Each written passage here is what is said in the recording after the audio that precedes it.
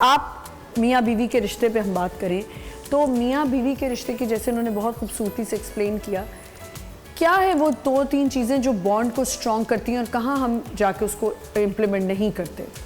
سب سے پہلے تو رسپیکٹ.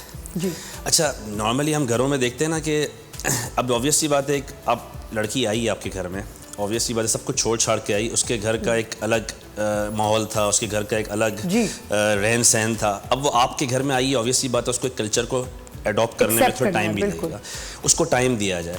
دوسری بات یہ کہ اس کو امپورٹنس بھی دی جائے. جیسے فار ایگزامپل کوئی ایونٹ ہو رہا ہے، چھوٹی سی ایگزامپل دے رہا ہوں، گھر میں پروگرامز ہوتے ہیں، اب ہر کسی سے سجیشنز لی جا رہی ہیں، اس کو بھی بٹھایا جائے، اس سے بھی ہر چیز میں انوالو کیا جائے. اس سے اس کو امپورٹنس جب ملے گی نا، اور نارملی فیمیلس کے اندر ایک چیز ہے کہ تھوڑا سا اگر ان کو ایک امپورٹنس دی جائے تو وہ آپ سے بڑھ کے مطلب اس کو رسپانس دیتی ہیں. اور ریلیشن شپ میں سب سے بڑی بات ہے رسپیکٹ اور امپورٹنس. اگر آپ یہ چیز سے اسٹارٹ لیں گے تو اس سے بہت بڑا ڈفرینس کریٹ ہوتا ہے، بانڈ اسٹرانگ ہوتا ہے. تو یہ سب سے امپورٹنٹ فرسٹ تو رسپیکٹ اور امپورٹنس دی جائے.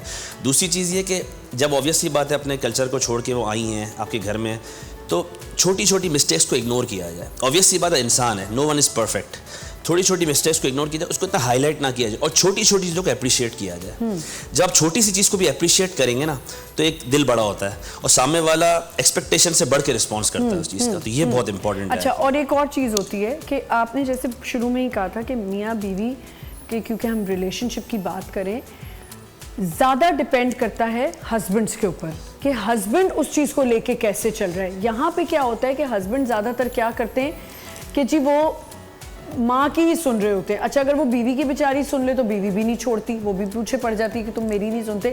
لیکن زیادہ تر یہ ہوتا ہے کہ وہ پھنس جاتا ہے. تو اس میں آدمی کو کیا کرنا چاہیے؟ ایک تو یہ کہ جب جو بھی والدہ سے ڈسکشن ہو اس کو وائف ایگزیکٹلی آ کے نہ بتائے، ٹھیک ہے، بہت سمجھداری سے. اور یہ رشتہ ایسا ہے کہ اس میں شروع کے جو سال ہوتے ہیں نا میرج کے، وہ بڑے امپورٹنٹ ہیں. جی 10 سال تو انویسٹمنٹ کے ہیں، اس کے بعد ہی پروفٹ. میں تو کہتا ہوں اگر 2-3 سال بھی صحیح طریقے سے اگر آدمی نے گزار لیے تو آگے کے اس کی ایک مطلب جنت زندگی. اور مطلب اس میں جو چیز ماں اور بیٹے کی بات ہے وہ وائف تک نہ پہنچے، اور وائف کی جو بات ہے وہ نہ پہنچے. اچھا، اس میں آبویس سی بات ہے کہ میسج اگر والدہ کا پہنچانا ہے تو اس کو بڑے طریقے سے ایک صحیح ٹائم پہ پہنچایا جائے. اب اچھا سب سے بڑی بات پتہ ہے کیا ہے کہ مزاج کو سمجھنا.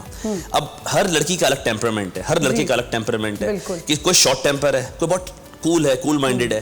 اب آپ نے جب شروع کے 3-4 مہینے میں سمجھ لیا کہ میری وائف کا جو ٹیمپرامنٹ ہے نا وہ ایسا نہیں ہے کہ میں فوراً ایک بات بولوں، ان کو ٹائم لگتا ہے تھوڑا سمجھنے میں، تو اس کو اس کے لحاظ سے ٹریٹ کرنا ہے. اچھا، ان چیزوں پہ ہم جس طرح اپنے بزنس کو ٹائم دیتے ہیں، اپنی جاب کو ٹائم دیتے ہیں، اس طرح ہی یہ چیز کو شروع کے ٹائم میں آپ کو تھوڑا سا دینا ہے اور اس کو سوچنا ہے ہر چیز کو کہ اس کو ایسے ریئیکٹ کرنا ہے. شروع میں آپ نے کر لیا تو آپ کی آگے کی پوری لائف، بچوں پہ بھی پھر اثرات آتے ہیں، پوری فیملی کمپلیٹ ہو جاتی ہے. اور دیکھیں یہ جو گھر کے لوگ ہوتے ہیں نا، جو بڑے ہیں، دادا دادی ہیں، نانا نانی ہیں، دیکھیں کیونکہ میں جتنا بھی کوشش کرتی ہوں کہ میں بیلنس رکھوں اپنے شوز پہ مفتی صاحب کے، میں دونوں طرف کی بات کروں، لیکن اگر ہم میجورٹی دیکھیں اور ہمارا معاشرہ دیکھیں، سب سے زیادہ یہی پرابلمز ہیں کہ دادا دادی اور بہو کے ساتھ ہی زیادہ پرابلمز آ رہی ہوتی ہیں سسرال میں، کیونکہ داماد کو تو ہر لحاظ سے جو ہے سر آنکھوں پہ رکھا جا رہا ہوتا ہے، چاہے وہ برا بھی ہے. یقین کریں آپ کا داماد بدتمیز ہے، آپ کا داماد اریٹیٹ کرتا ہے، آپ کا داماد آپ کی بیٹی کو صحیح ٹریٹ نہیں کرتا، لیکن سننے میں یہی آتا ہے کہ نہیں بیٹا تمہارا شوہر ہے، تمہارا میاں ہے، اس کا لحاظ کرو، کوئی بات نہیں. ساس سسر بھی سن لیتے ہیں، مطلب بچی کے ماں باپ بھی ہر چیز برداشت کر لیتے ہیں کہ نہیں میرا داماد ہے، کل کو میری بیٹی کو تنگ کرے گا، سورے کچھ کہیں گے اس کو.